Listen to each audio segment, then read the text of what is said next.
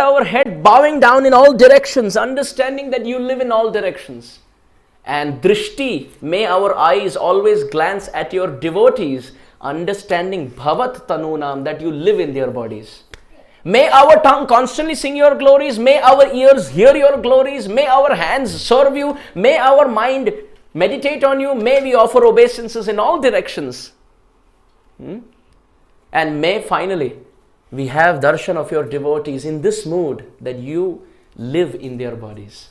With this benediction, Manigriv Nalakuvera became Madhukanta Snigdha Kantha again.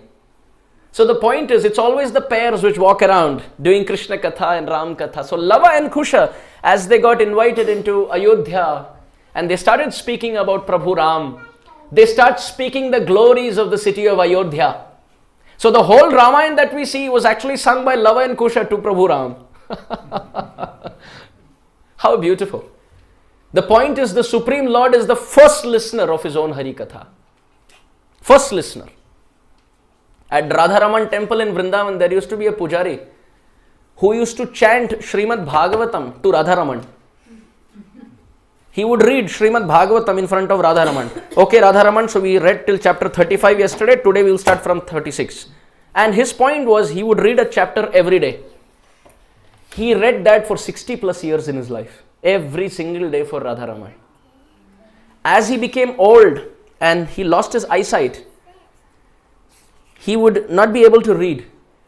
So what happened was, one fine day, because he couldn't read properly, he gave it to his son to read. Said, can you read? And because the bookmark was forgotten on the previous chapter, the son read the previous chapter again. That night when the sadhu went to sleep, Radharaman came in the dream and said, Sadhu, can you only read? For the first time in 60 years, the same chapter has been read twice. Even if you don't read properly, you read. Your relation with me is something else. Bhagavatam is not what I'm hearing. I'm hearing your bhav. You come back. So he would actually have, glasses and he would read closely. So many such stories where Krishna becomes eager to hear. So another beautiful point. At your house, next to your deities, if you want to offer some service, read Prabhupada's books for 15 minutes in front of your deity. The Gaur Nitai that you have, the Krishna Balram that you have, the Radhesham that you have. Read Prabhupada's books. So in that way what happens is that your reading of Prabhupada's books is done. Second, your deities are happy by hearing the purports of someone who at the age of 70 crossed the ocean to save the world. So in this way you become happy by reminding Krishna of Prabhupada. Krishna remembers Prabhupada and you get the brownie points. That's a wonderful principle. You don't even have to give a class, just keep reading. Instead of doing it in your room, do it in front of your deities. Krishna will be so happy. So here Ramachandra is hearing and Lava and Kusha start describing the glorious city of Ayodhya. They describe how this city of Ayodhya was built by the sun god, Vivaswan, and passed on to his son, Manu, Vaivaswata Manu, who's called as Shraddhadhan. And coming down generation, it has come to Ikshwaku and finally come to Dasharat Maharaj. You see, this is the tradition. Imam Vivaswate Yogam Proktavan Aham Avyayam. Who knows this verse? Bhagavad Gita chapter 4. Except for Mahasundari Mataji and our Prabhu. No one else. Someone else? Anyone else? Imam Vivaswate Yogam Proktavan Aham Avyayam. Vivaswan Manave Praha Manu Ikshwakam Abhravit. Krishna is telling Arjuna, this science was first spoken to the sun god.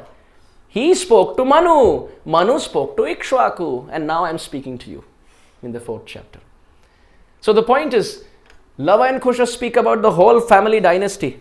And they come to the point how in the Surya Vansha family, the greatest ray of the sun is Dasharat Maharaj. However, Dasharat Maharaj had everything in his kingdom. Everything was perfect. But the only problem is at the age of 60,000 years, his age was 60,000 at that time.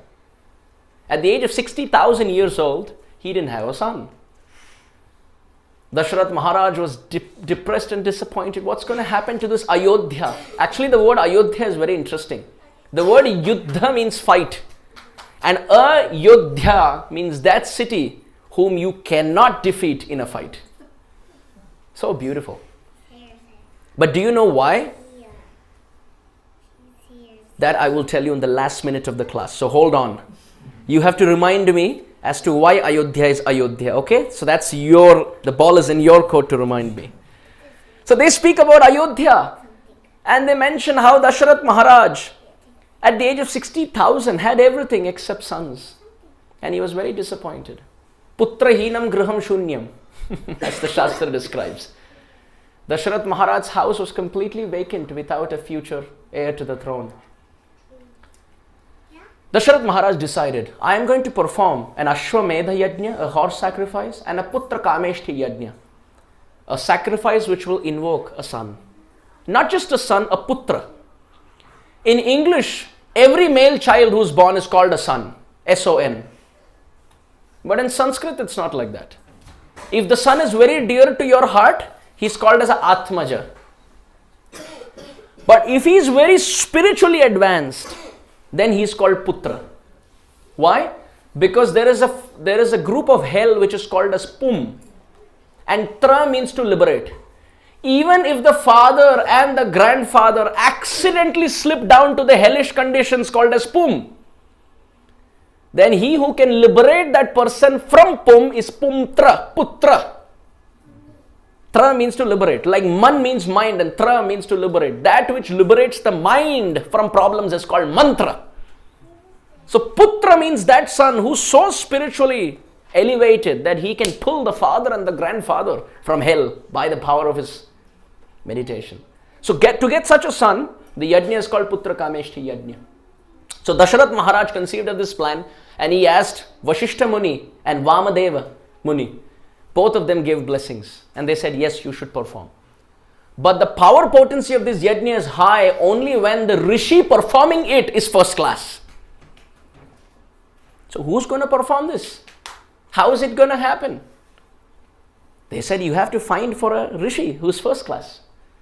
Dasharath Maharaj is discussing with everyone. How do you find a rishi like this? So Sumantra, who is Dasharath Maharaj's chief minister, he comes up to Dasharath Maharaj and he says, oh Maharaj, you don't have to worry. Long time ago, I have heard Hari Katha from the 4 Kumaras. In that, Sanat Kumar, one of the 4 Kumaras, spoke Hari